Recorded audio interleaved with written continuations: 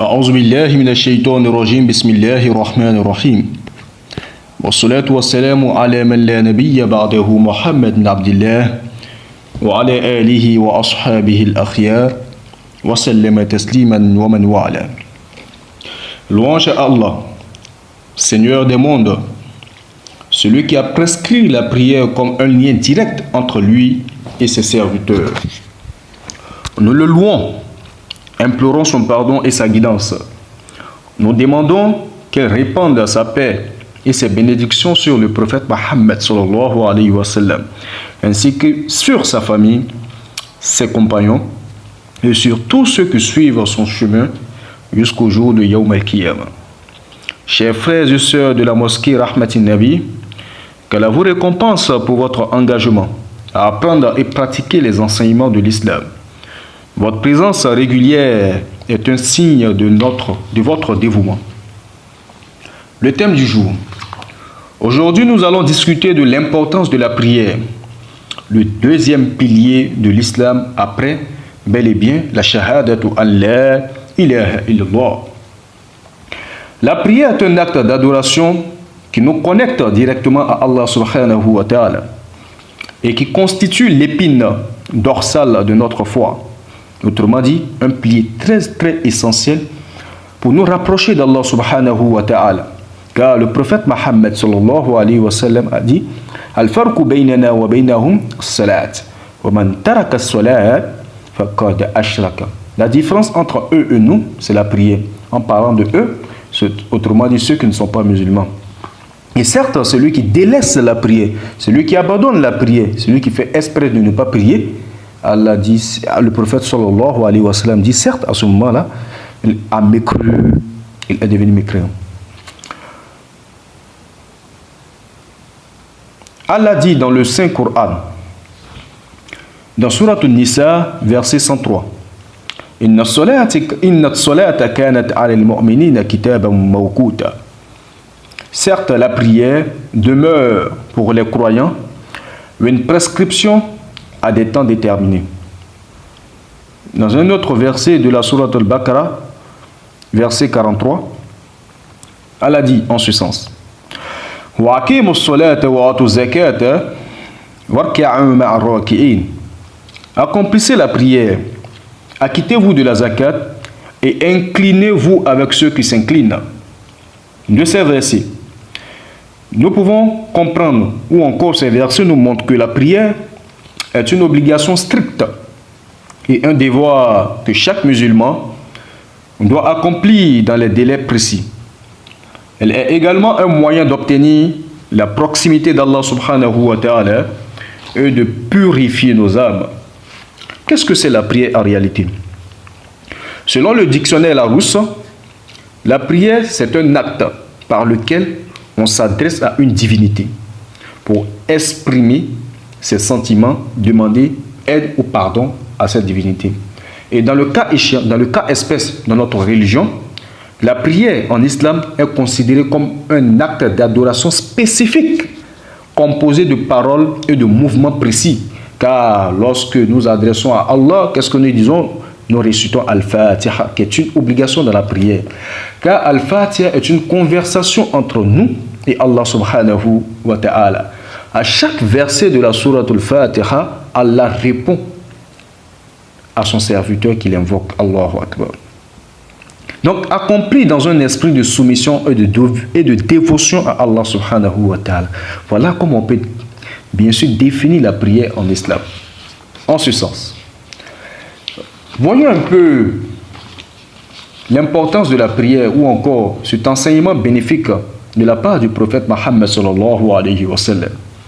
Un jour, un homme est venu au prophète, paix et bénédiction d'Allah soit sur lui, et lui a demandé: ô prophète, ô messager d'Allah, quelle est la meilleure action que je puisse accomplir?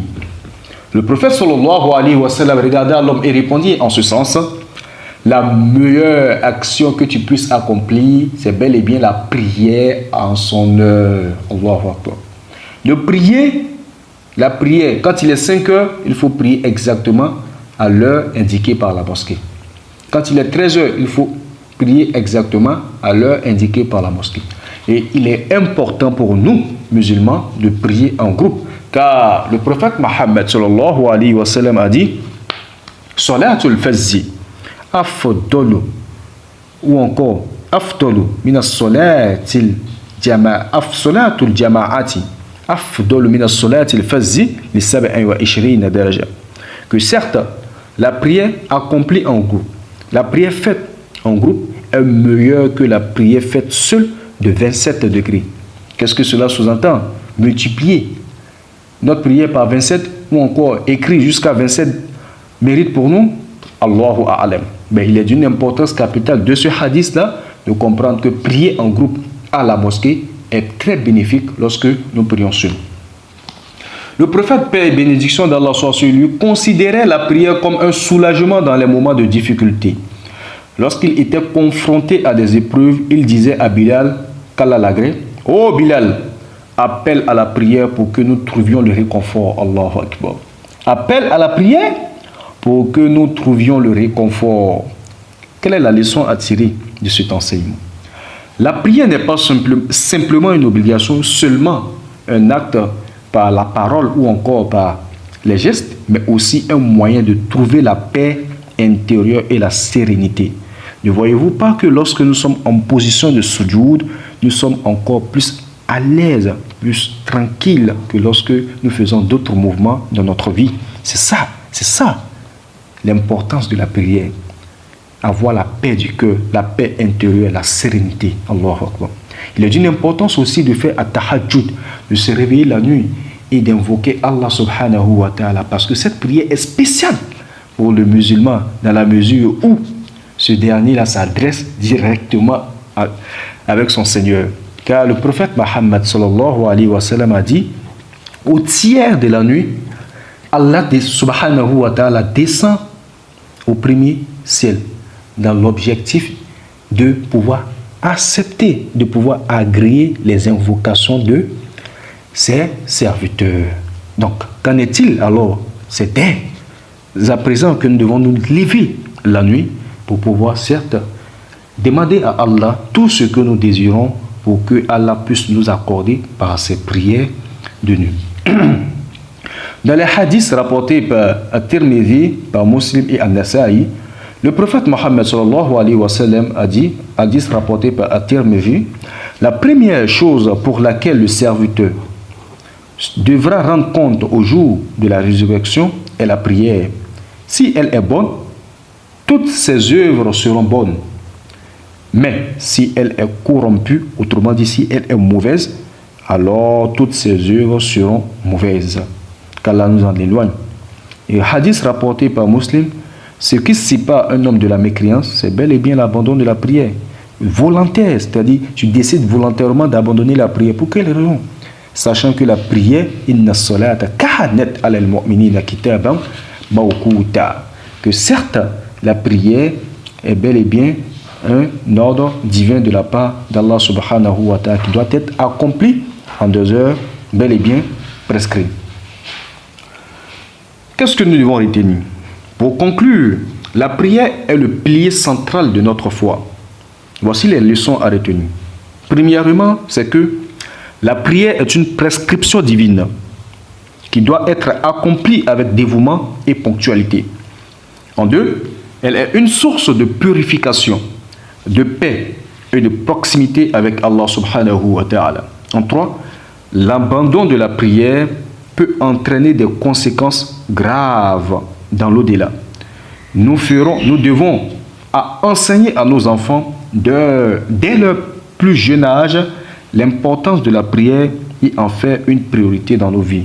Car le prophète Mohammed sallallahu alayhi wa sallam a dit, incitez vos enfants à prier à partir de 7 ans et à partir de 10 ans, frappez-leur pour cela. C'est-à-dire s'ils ne prient pas, il faut les frapper pour cela. Donc vous devez comprendre déjà à travers ce hadith-là l'importance que le prophète accorde à la prière déjà au tout petit.